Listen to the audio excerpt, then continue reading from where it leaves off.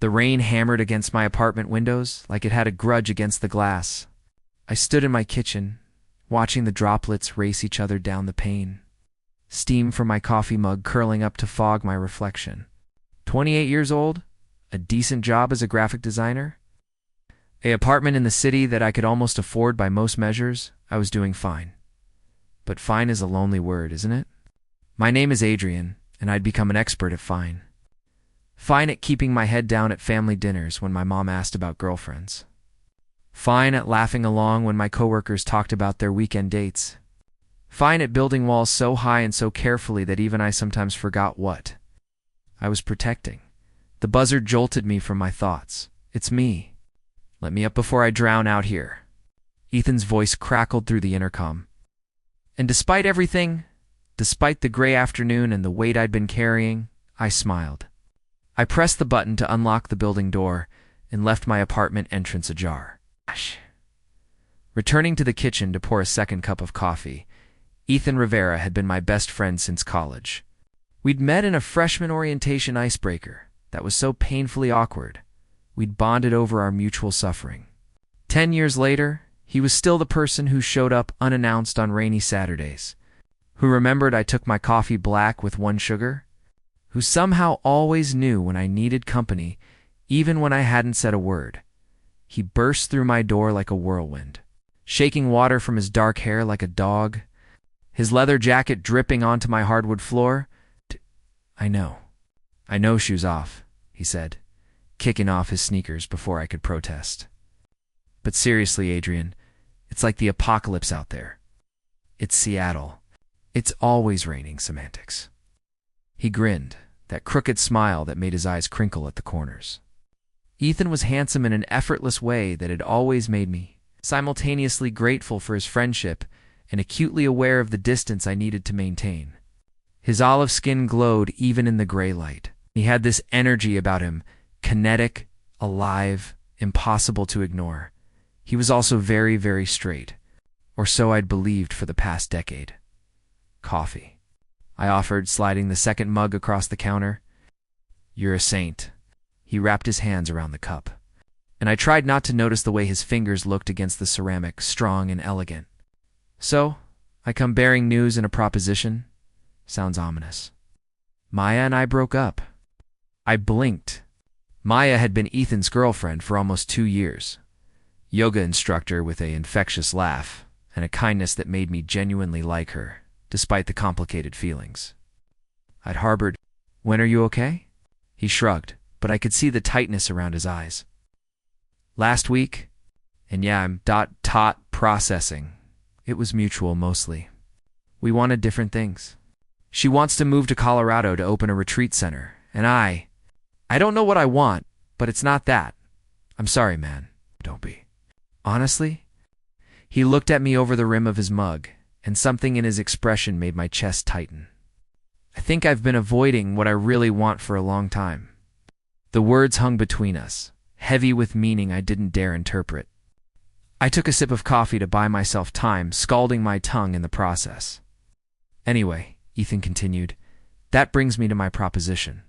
My lease is up next month, and with the breakup, I need a change of scenery. Your second bedroom has been empty since Marcus moved out 6 months ago. What do you say? Roommates again, like the old days. My brain short-circuited. Ethan, living here, in my space, every day. I don't know if that's a good idea, I managed. Hurt flashed across his face. Why not? We've lived together before. We're compatible. I'm clean. I pay my bills on time, and I promise not to eat your leftovers without asking. It's not that. Then what? How could I explain? How could I tell him that sharing space with him would be torture? That I'd spent years carefully calibrating our friendship to keep my feelings in check? That the thought of seeing him every morning and every night would unravel every defense I'd built? I like my space, I said weakly. Ethan set down his mug, his expression shifting from hurt to something more intense, more searching. Adrian, we've been friends for 10 years. In all that time, have I ever pushed you away when you needed something? When your dad died, who sat with you for 3 days straight? When you got passed over for that promotion, who helped you rewrite your portfolio? You did, I whispered. So why won't you let me in now? Because I'm in love with you, I thought. Because having you close will kill me. Because you're straight and I'm not, and this can never be anything but friendship, and I need these walls to survive. Let me think about it. I said instead, Chapter 2. Cracks in the foundation. Ethan left an hour later. But his presence lingered like cologne in the air. I tried to work on a client projector rebrand for a boutique downtown, but my mind kept wandering back to his question. Why won't you let me in? I had spent so long hiding, even from myself. Growing up in a conservative suburb, I'd learned early that being different was dangerous. I'd dated girls in high school because it was expected, had endured the locker room talk about women, had performed straightness like it was a role I'd been assigned. By the time I got to college and met people who were openly gay, openly themselves, I was so deep in the closet I couldn't find the door. Ethan had been my first real friend, who accepted me without trying to change me. He never pressured me about dating, never made crude jokes at others' expense, never fit the mold of toxic masculinity that I'd learned to navigate. With him, I could be. Almost myself, almost coming out to him had always felt too risky. What if it changed things? What if he pulled away, uncomfortable with our friendship? What if he looked at me differently? Wondered if my affection was genuine or just some pathetic crush. Worse, what if he pitied me? My phone buzzed with a text. Ethan, hey, I'm sorry if I pushed too hard earlier. I don't want to make you uncomfortable. Just thought it might be nice, you know? Like old times, guilt twisted in my stomach. Here he was, going through a breakup, needing support. And I was too wrapped up in my own fears to be there for him. Me? No, I'm sorry. You caught me off guard? Let's talk about it properly. Dinner tomorrow? Ethan? Your place or mine? Me. I'll come to you. 7. Ethan. Perfect. I'll cook. I stared at the phone screen long after the conversation ended. Maybe this was my chance. Maybe I could finally be brave. Maybe know I'd been down this road before. Every time I got close to honesty, fear clawed me back. Better to stay safe, stay hidden, stay fine. But fine was starting to feel like dying. Chapter 3. The dinner Ethans. Apartment was exactly as I remembered, organized chaos. Books stacked on every surface, plants in various states of health clustered near the windows, artwork covering the walls in a collage of his travels and interests. The smell of garlic and herbs hit me as I walked in, making my mouth water. Hope you're hungry, he called from the kitchen. I'm making that pasta thing you like. My heart squeezed. Of course he remembered. He always remembered. I found him at the stove, a dish towel thrown over his shoulder, hair pulled back in a small bun. He'd changed into a faded band t-shirt that hugged his frame. I forced myself to look away, to focus on the recipe cards scattered across the counter. Wine. He offered, gesturing to an open bottle of red. Please. We fell into easy conversation as he cooked my latest client disasters, his frustrations at work, the new coffee shop that had opened down his block. Surface things. Safe things. But underneath, I could feel the question from yesterday hovering between us. Finally, over plates of pasta and roasted vegetables, Ethan set down his fork and looked at me directly. Adrian, can I ask you something? And I want you to be honest. My pulse quickened. Okay, have I done something to upset you? Over the past few years, sometimes it feels like you're pulling away. Like there's this distance between us that wasn't there before. And I don't know if it's something I did, or if you're going through something, or He ran a hand through his hair, dislodging the bun. I miss you. Even when we're together, I miss you. The words hit me like a physical blow. All this time, I'd thought I was protecting both of us. I didn't realize he'd felt my withdrawal, that it had hurt him. You didn't do anything wrong, I said quietly. It's me. I'm dealing with some stuff. What stuff? Adrian, we've been friends for a decade. Why can't you talk to me? Because it's complicated. Try me. I looked at him. At the concern in his dark eyes, the tension in his shoulders. the way he leaned forward like he was ready to catch whatever I was about to say. And something in me cracked. I'm gay. The words fell out before I could stop them. Landing on the table between us like a grenade with the pin, pulled. Ethan blinked. Once, twice. Then his expression softened into something that looked like relief. Okay, he said simply. Okay. Yeah. Okay. He reached across the table and took my hand, and the touch sent electricity up my arm. Adrian, thank you for telling me. But you know that doesn't change anything between us, right? Doesn't it? Of course not. You're still you. I'm still me. We're still friends. He squeezed my hand. Is this why you've been pulling away? Because you thought I'd react badly? I couldn't speak. I could only nod, tears suddenly burning behind my eyes. God, Adrian, I'm so sorry you felt like you couldn't tell me. I'm sorry if I ever made you feel unsafe or judged. That's the last thing I'd want. His thumb traced circles on the back of my hand, and I wondered if he knew what that simple gesture was doing to me. You're one of the most important people in my life. Nothing changes that. But everything had changed. Because now he knew, and I couldn't put the truth back in its box. And the walls I'd built were crumbling, and I didn't know if I could survive without them. There's more, I whispered. Ethan waited. Patient, present, still holding my hand. I can't be your roommate because... I took a shaky breath. Because I have feelings for you. Real feelings. And I know you're straight, and I know this ruins everything. But you asked why I've been distant, and that's why. Because being close to you hurts when I can't. When we can't, I couldn't finish. I pulled my hand away, standing up so fast my chair scraped against the floor. I should go. I'm sorry. Forget I said anything. I get it. Wait, but I was already grabbing my jacket, already heading for the door. Already running like I always ran when things got too real. His hand caught my wrist. Please don't go, Ethan. I'm not straight. Time stopped. I turned slowly, sure I'd misheard. What? Ethan's face was flushed, his eyes bright with something that looked like fear and hope tangled together. I'm not straight, Adrian. God, I don't even know what I am. By maybe pan? All I know is that I've been lying to myself for years. Dating women because it was easier, because it's what people expected, because I was too scared to examine why I felt so much more for my best friend than I ever did for my girlfriends. My heart was hammering so hard I could hear it in my ears. You ... what? Why do you think Maya and I broke up? She told me she could see it, that I looked at you the way I should be looking at her.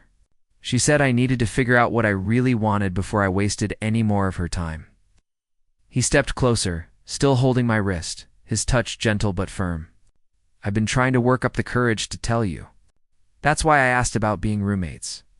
I thought if we spent more time together, maybe I could. Maybe you'd? Maybe I'd what? Maybe you'd see me differently. Not as your straight best friend, but as someone who could be ... more. I couldn't breathe. This couldn't be real. Things like this didn't happen to people like me. Say something, Ethan whispered. Please. I don't know what to say. I've spent 10 years convincing myself this was impossible. So have I. He lifted his free hand to my face, his palm cupping my jaw, and the tenderness of the gesture broke something open inside me. But it's not impossible. We're both here. We both feel this. What's stopping us? Fear, I admitted. What if it doesn't work? What if we ruin our friendship? What if it does work? His thumb brushed my cheekbone. What if this is what we've both been looking for, and we've been too scared to reach for it? I closed my eyes, leaning into his touch, letting myself feel it fully for the first time. His skin was warm, slightly rough, and the scent of him cologne and garlic and something uniquely Ethan wrapped around me like a blanket. I've wanted this for so long, I confessed. Me too. Even when I didn't understand it, even when I was with other people, part of me has always been waiting for you. When I opened my eyes, he was so close I could count his eyelashes, could see the flecks of gold in his brown irises, could feel his breath against my lips. Can I kiss you? He asked, and the question was so gentle, so respectful, that I fell even more in love with him in that moment. please. The first touch of Ethan's lips against mine was soft, questioning, like he was asking permission with every second. I answered by threading my fingers into his hair, pulling him closer, deepening the kiss until there was no space left between us.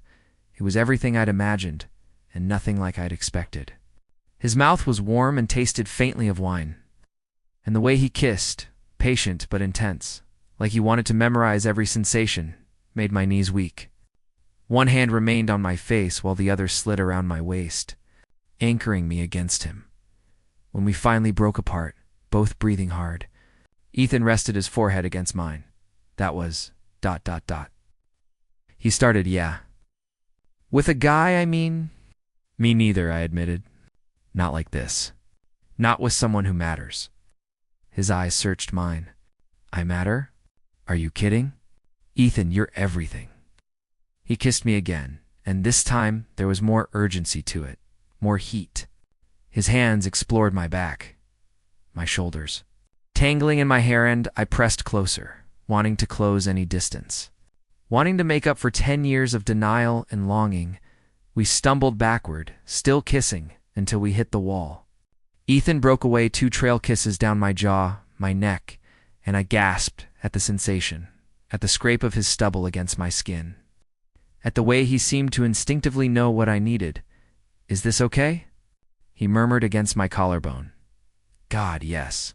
Tell me if it's too fast. Tell me if you need to slow down. Pulled back enough to look at him. His lips were swollen from kissing, his hair messed up from my hands, his eyes dark with desire. He'd never looked more beautiful. I don't want to slow down, I said. But maybe we should talk. Set some expectations. Ethan nodded, stepping back to give us both space to breathe. You're right. This is new for me, Adrian. I want to do this right. We moved to the couch, sitting close but not touching, both trying to catch our breath and our thoughts. I've had relationships with women, Ethan said slowly, but I've never felt about them the way I feel about you. Does that make sense? It makes perfect sense. I dated a few guys in my early 20s, but nothing serious. I was too scared of getting attached, of being vulnerable. I picked at a thread on the couch cushion. And then there was you, and I was already attached, already vulnerable, and it terrified me. I kept telling myself what I felt for you was just deep friendship. That's normal, right? To love your best friend, to think about them constantly, to feel jealous when they date other people. He laughed bitterly. Maya saw through it immediately. She said she'd never felt like she had all of me, that there was always this part I was holding back. She was right. Do you? I hesitated. Do you think you're attracted to men in general, or is it just me? Honestly, I don't know yet. Maybe it's just you. Maybe you opened a door I didn't know existed. But Adrian, I don't need to have it all figured out right now. All I know is that when I'm with you, everything makes sense. When I kiss you, it feels right in a way nothing else ever has. My heart swelled. So what do we do now? I'd like to try this. Really try. Dating, exploring what this could be. But I need you to be patient with me. I'm going to make mistakes, say the wrong things, probably panic a few times. This is all new territory. Same here, I admitted. I've never been in a relationship with someone who was this important to me before. The stakes feel so high, then we take it slow. We communicate. We promise not to run when things get scary. He took my hand again, interlacing our fingers. And we remember that even if this doesn't work out romantically, though, I really hope it does, we still have 10 years of friendship. That foundation doesn't just disappear. Okay, I whispered. Let's try. Over the next few weeks, Ethan and I navigated the strange, wonderful space between friendship and romance. We went on actual dates, coffee shops, and museums, and a hilariously bad movie that we spent more time laughing at than watching. We held hands in public, both of us acutely aware of the small act of bravery it represented. We also spent hours just talking, filling in the gaps that had opened over the years of careful distance. Ethan told me about his conservative family, how he'd never felt like he'd fit their expectations even when he was trying to. I told him about the loneliness of closeted life, the exhaustion of constant performance. I wish we'd had this conversation years ago, I said one evening. We were in his apartment again, tangled together on the couch, watching something neither of us was paying attention to. Would we have been ready? Ethan's fingers traced patterns on my arm, sending shivers across my skin. Maybe we needed the time apart to understand what we were missing. Maybe. He shifted to look at me. I've been thinking about the roommate thing again. My stomach tightened. We'd left that conversation unresolved. Neither of us sure if living together was wise while we figured out this new dynamic. I think we should do it. Not right away, no, we need to take this slow. But eventually. I like the idea of waking up to you every day, of building a life together. You're sure? What if we drive each other crazy? Then we'll figure it out. Adrian, I don't want to make decisions based on fear anymore. Do you? I thought about it. The old me would have found 100 reasons to say no, to maintain distance, to protect myself from potential hurt. But that version of myself had been slowly dying since the night I'd confessed my feelings, replaced by someone braver, someone willing to risk everything for the possibility of real happiness. No, I said firmly. No more fear. Ethan grinned and kissed me, slow and deep. We'd been physical, lots of kissing, some careful exploration, but we hadn't slept together yet. Both of us seemed to understand that we needed to build trust first, to make sure this was real before we crossed that line. But God, I wanted to. Every time he touched me, every time he looked at me with those eyes full of affection and desire, I wanted more. There's something I need to tell you, Ethan said when we broke apart. His serious tone made my pulse spike. What? I told my family. About us. I sat up straight. You what? I know. I should have talked to you first. But my sister called, asking about Maya, and I just... I couldn't lie anymore. So I told her the truth. That I was seeing someone. That it was you. That I was figuring out that I'm not straight. How did she react? Better than I expected, actually. She said she'd always wondered, that she was happy I was being honest with myself. My parents. He grimaced. That's going to be harder, but I'm ready to deal with it. I felt a surge of emotion, pride, fear, love, all tangled together. You didn't have to do that. Not this soon. Yes, I did. Adrian, I'm not ashamed of this. I don't want to hide. He cupped my face in his hands. I know you're not out to everyone yet, and that's okay. We move at your pace. But for me, I needed to start being honest. Tears pricked my eyes. You're so brave. I learned from the best. It took you a lot of courage to tell me how you felt that night. You were terrified, and you did it anyway. That's real bravery. 2 months into whatever this was, relationship, romance, reimagined friendship, I found myself alone in my apartment on a Wednesday afternoon. I'd taken the day off to work on a personal project, a series of illustrations I'd been developing about queer identity, self-acceptance. The apartment was quiet except for the soft music playing from my speakers. Light streamed through the windows, painting everything in warm afternoon gold. I was so absorbed in my work that I didn't hear the door open.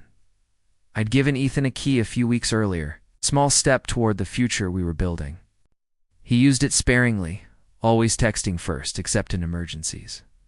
But today, apparently, was an exception. I was sitting on the floor of my living room, surrounded by sketches and reference photos. Wearing nothing but sweatpants and an old t-shirt with paint stains, I'd been working for hours, lost in the creative flow, and I'd started talking to myself, something I did when I was alone and focused. This could work, I muttered, comparing to rough drafts. If I adjust the lighting here, make his expression more open... Yeah, that's the vulnerability I'm looking for. Talking to yourself. I yelped and spun around to find Ethan standing in the doorway, holding takeout bags and wearing an amused smile. Jesus Christ, you scared me. Sorry. I texted, but you didn't answer. I thought I'd surprise you with lunch. He set the bags down and walked over, looking at the scattered artwork. What is all this? My first instinct was to cover everything, to hide the deeply personal work that I'd never shown anyone. But then I remembered No More Fear. It's a series I've been working on. About coming out. About finding yourself. About... I gestured helplessly. About us, kind of. Ethan knelt down beside me, studying the drawings with careful attention. I'd illustrated moments from my own journey, the fear, the isolation, the joy of finally being seen. And yes, there were sketches of two men that resembled us, hands intertwined, their faces showing a progression from uncertainty to contentment. "Adrian," he breathed, "these are beautiful. This is how you see us." I nodded, suddenly vulnerable in a new way. Art is where I process things. Where I'm most honest, he picked up one sketch, two figures sitting close on a couch. Their bodies angled toward each other. Everything about their posture speaking of intimacy and trust. "Can I keep this one?" "Really? I want to remember this. How we started, what we're building." He looked at me, and the emotion in his eyes made my breath catch. "I love you, Adrian. I'm in love with you."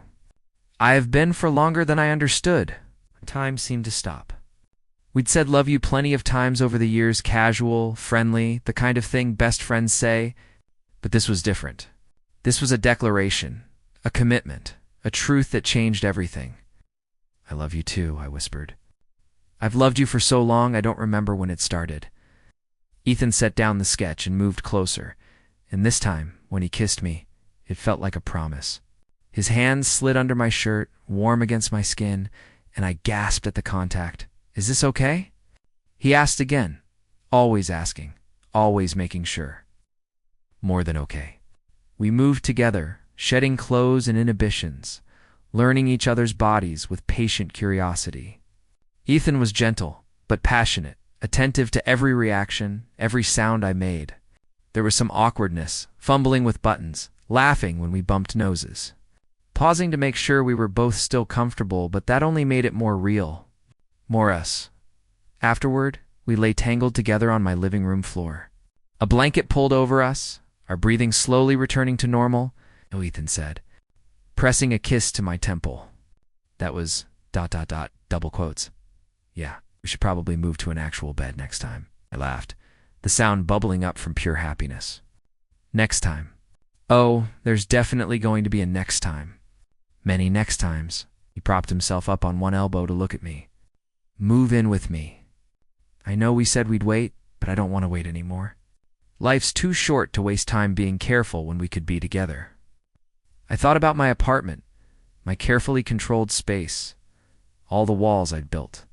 Then I thought about waking up next to Ethan every morning, building a home together, living authentically for the first time in my life. "Yes," I said. "Let's do it." Moving day arrived on a Saturday in late spring. The rain had finally cleared, leaving Seattle in one of those rare, perfect moments of sunshine. Ethan's friends from work and a few of our college buddies showed up to help, filling my apartment with noise and laughter. "Dude, how do you have this many books?" Marcus, my former roommate, groaned as he hefted another box. "Some of those are mine," Ethan called from the bedroom. "We're combining libraries." "Nerds," Marcus said affectionately. I was in the kitchen, wrapping dishes in newspaper, when Janae, a friend from college who'd been one of the first people I'd come out 2 years ago, peered at my elbow. "So," she said, lowering her voice, "you and Ethan. I'm still processing. Good processing or bad processing?" "Good. Definitely good. Just unexpected. You kept that crush hidden well." She bumped my shoulder. "I'm happy for you, Adrian. You deserve this." "It still doesn't feel real sometimes," I admitted. "Like I'm going to wake up and it'll have been a dream." "That's because you spent so long believing you couldn't have what you wanted. But look at you now, moving in with your boyfriend, living authentically, creating art about your experience. You're brave." "I don't feel brave. I feel terrified most of the time." "That's what bravery is. Being scared and doing it anyway." She hugged me quickly. "Now come on, these dishes won't pack themselves." By late afternoon, my apartment was empty, and Ethan's or our apartment was full of boxes. We ordered pizza for everyone, and the evening dissolved into stories and laughter, the comfortable chaos of friends who'd known each other through every phase of life. After everyone left, Ethan and I stood in the middle of the living room, surrounded by the pieces of our lives waiting to be combined. "Oh, overwhelming?" Ethan asked. "A little, but good." overwhelming. He wrapped his arms around me from behind, resting his chin on my shoulder. Want to leave it all for tomorrow and just enjoy our first night? God, yes. We ordered Thai food and ate it straight from the containers, sitting on the couch and trying to figure out where to put furniture.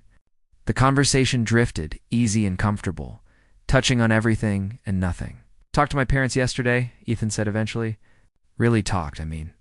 About us. I tensed. He'd mentioned his parents' initial reaction had been complicated. His mother had cried. His father had gone silent. How did it go? Better than the first conversation? My mom said she just wants me to be happy, that she's trying to understand, even if it's hard for her. My dad is still processing, but he agreed to meet you.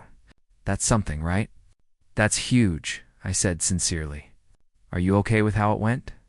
Yeah, I mean, I wish they'd been immediately accepting and thrown us a party, but that's not realistic. They need time. And you know what? That's okay. I'm not going to hide or apologize for loving you while they figure it out. The casualness with which he said loving you still sent warmth through my chest.